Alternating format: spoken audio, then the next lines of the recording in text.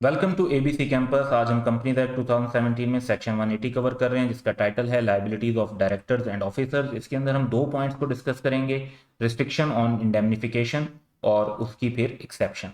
तो इंडेमनिफिकेशन क्या होती है कि अगर कोई लॉस होता है किसी को या कोई कॉस्ट या पेनल्टी पे करनी पड़ती है, तो अगर उसको कंपनी वो पे कर दे तो वो इंडेमनीफाई करना होगा, लेकिन इसके ऊपर रिस्ट्रिक्शन है। और फिर रिस्ट्रिक्शन की एक एक्सेप्शन है, यानी जहां पे रिस्ट्रिक्शन अप्लाई नहीं होती। तो इन दोनों पॉइंट्स की तरफ वन बाय वन चलते हैं।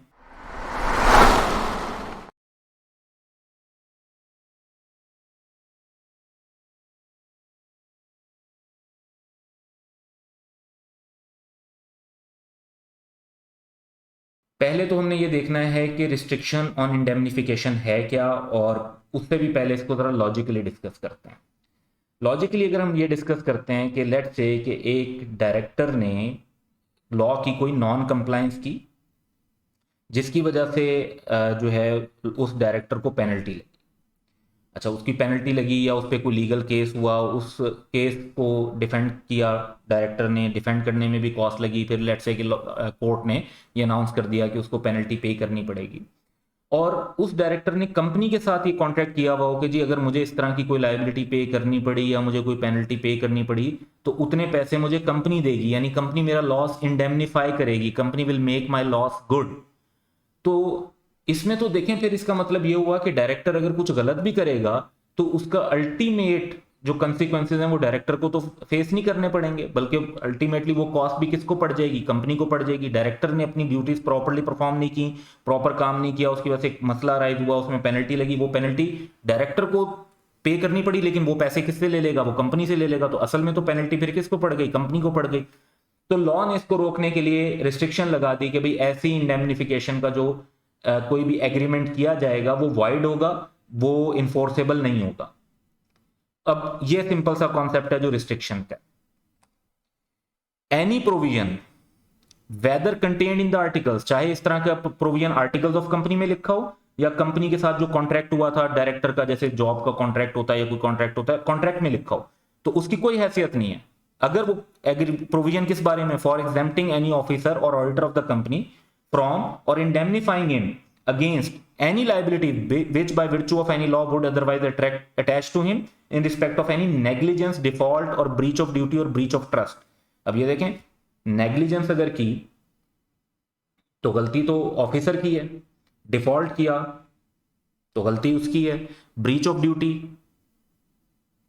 Breach of trust of which he may be guilty in relation to the company, company से रिलेट करते हुए काम किया और उसने गलत काम किया, तो और फिर वो कह रहा है कि जी उसको इंडेमनीफाई हो जाए या उसको एग्जेम्प्ट कर दिया जाए कि कंपनी उस पर केस नहीं करेगी। तो ऐसा कोई भी प्रोविजन क्या होगी, वाइड होगी, अनलेस के एक्सेप्शन अप्लाई हो। एक्सेप्शन भी अभी हम डिस्कस करेंगे और उसकी एप्लीकेशन देखेंगे, लेकिन बेसिक कॉन्सेप्ट क्या हुआ कि भाई अगर डायरेक्टर या ऑफिसर खुद गलती पर हैं तो उन्होंने जो गलती की है उसकी उन्हें एग्जाम्पशन नहीं मिल सकती, उनको इंडेमनीफाई नहीं कर सकते, उन्हें खुद वो पेनल्टी की कॉस्ट बेयर करनी पड़ेगी, ताकि वो उनको जहन में रहे कि भाई गलती करेंगे तो हमारे ऊपर इंपैक्ट आएगा। अब इस पर एक सिनेरियो डिस्कस कर लेते हैं। Rashid was appointed as chief executive of Chalak Limited. At the time of his appointment, Adil, one of the major shareholder and founder member, informed him that since last 4 years, CL is paying 90% cash dividend to all the shareholders. तमाम shareholders को dividend पे होता है तो वैसे ही पे हो रहा था, ठीक है। However, Adil mentioned that he didn't like to pay dividend to minority shareholder and advised Rashid not to pay from this year. अब ये जो बात मेजर शेयर होल्डर ने कही है कि जी माइनॉरिटी शेयर होल्डर्स को डिविडेंड ना दो, ये लॉ के मुताबिक तो गलत बात है, क्योंकि जो भी जिस हिसाब से भी डिविडेंड दिया जाएगा वो तमाम शेयर होल्डर में डिस्ट्रीब्यूट होगा, मेजॉरिटी वालों में भी और माइनॉरिटी वालों में भी।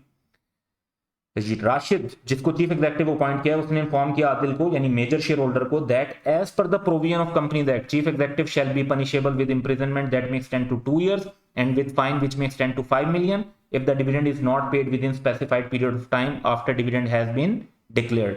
तो ये लॉ में आगे प्रोविजन है, जब हम डिविडेंड वाला सेक्शन और चैप्टर पढ़ रहे होंगे तो आप देखेंगे कि जी अगर कंपनी डिविडेंड डिक्लेयर करती है और पे नहीं करती तो चीफ एग्जीक्यूटिव को इंप्रिजनमेंट भी हो सकती है, 5 million तक का फाइन भी हो सकता है, उसको डिस्क्वालिफिकेशन भी हो सकती है। तो लॉ ने तो पनिशमेंट रखी हुई है। अच्छा जी, लॉ ने ये पनिशमेंट रख दी, चीफ एग्जीक्यूटिव ने ये बात मेजर शेयर होल्डर को बताई, तो मेजर शेयर होल्डर ने उसका भी सोल्यूशन अपनी तरफ से दिया और वो ये दिया कि Adil propose Rashid to sign a contract कि कंपनी के साथ एक कॉन्ट्रैक्ट साइन कर लो,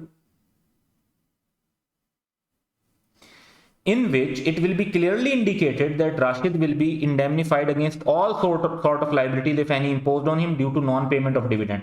कि 5 मिलियन का फाइन भी लगेगा तो वो कंपनी राशिद को पे कर देगी, तो जो कि non payment of dividend to the minority share holder की वजह से रहा है। तो ये कॉन्ट्रैक्ट साइन भी कर लिया जी उन्होंने 18 मार्च 2020 को बिटवीन सीएल यानी चलाक लिमिटेड जो कंपनी है एंड राशिद। तो चीफ एग्जीक्यूटिव और कंपनी चीफ एग्जीक्यूटिव का स्टेटस भी डायरेक्टर वाला होता है। तो इनके दरमियान ये एग्रीमेंट साइन हो गया। रिक्वायरमेंट ये है कि क्या ये कॉन्ट्रैक्ट वैलिड है, और इसका आंसर ऑब्वियसली ये है कि ये कॉन्ट्रैक्ट वैलिड नहीं है, क्योंकि ऐसी इंडेमनिफिकेशन अलाउड ही नहीं है, जिस तरह भी हमने रूल में पढ़ी।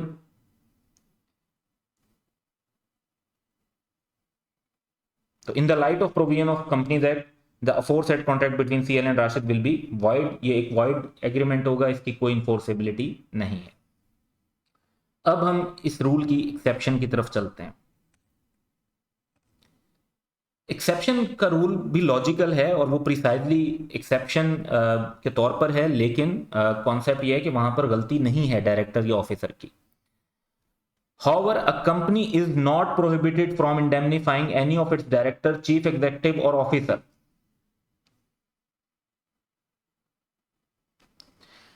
against any liability incurred by any of them in defending any proceeding against him in which judgment is given by the court in his favor। जब उस ऑफिसर की फेवर में डिसीजन हो गया जिसमें ये साबित हुआ कि उस ऑफिसर ने तो सही काम किया था, उसने तो अपनी कोई ड्यूटी की ब्रीच नहीं की थी, उसने तो कुछ गलत नहीं किया था, उसने तो आर्टिकल्स के मुताबिक ही काम किया था। और in which any of them is acquitted, acquitted का उर्दू तर्जुमा जो है वो है बरी होना, जैसे कोर्ट कह देती है बाइज्जत बरी किया, एक्विट किया, यानी इसका मतलब ये होता है कि कोर्ट ने ये अंडरस्टैंड किया कि इस पर जो इल्ज़ाम लगाया गया था बंदे पर वो इल्ज़ाम गलत था और उस पर्सन की कोई उसमें गलती नहीं है, वो इनोसेंट है, तो उसको एक्विट कर दिया जाता है। Irrespective of the fact that whether the proceeding against any of them were in respect of civil or criminal nature, civil case था या क्रिमिनल केस था इससे फर्क नहीं पड़ता। इस तरीके का इंडेमनिफिकेशन कॉन्ट्रैक्ट हो सकता है जिसमें यह हो कि अगर डायरेक्टर, चीफ एग्जीक्यूटिव या ऑफिसर की फेवर में डिसीजन हुआ और उनको कोर्ट ने एक्विट कर दिया, यानी ये साबित हो गया कि वो गलती पर नहीं थे, तो उनकी कोर्ट केस को डिफेंड करने में तो कॉस्ट लगी होगी ना, तो वो कॉस्ट कंपनी उनको इंडेमनिफाई करेगी। इस तरीके का एग्रीमेंट प्रोहिबिटेड नहीं है, यानी अलाउड है।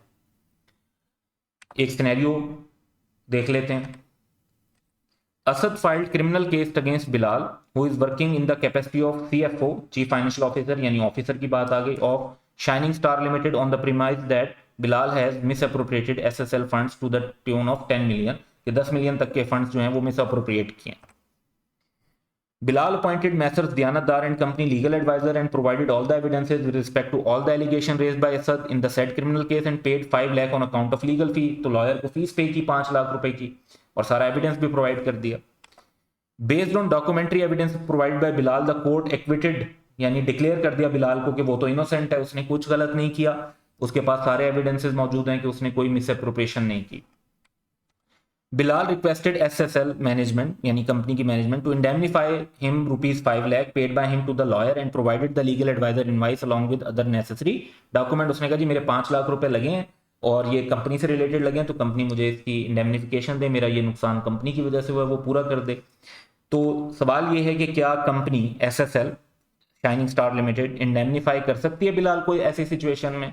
और जनरली तो हम देखते हैं कि इंडेमनिफिकेशन के ऊपर रिस्ट्रिक्शन है, लॉ रिस्ट्रिक्ट करता है indemnification of liability of director and officer, लेकिन क्योंकि डिसीजन बिलाल की फेवर में हुई है, उसे कोर्ट ने एक्विट कर दिया, उसे इनोसेंट का, तो एक्सेप्शन अप्लाई होती है, और एक्सेप्शन अप्लाई होती है तो इसका मतलब है कि एसएसएल में इंडेमनिफाई बिलाल, वो उसको इंडेमनिफाई कर सकते हैं। लॉ इस तरह के कॉन्ट्रैक्ट को प्रोहिबिट नहीं करता, यानी ऐसा कॉन्ट्रैक्ट अलाउड है। तो ये liabilities of director and officer पर जो इंडेमनिफिकेशन की रिस्ट्रिक्शन है और उसकी एक्सेप्शन है, 2 टेक्निकल पॉइंट हैं जिनको हमने इस वीडियो में डिस्कस किया। That's all for today, have a good day.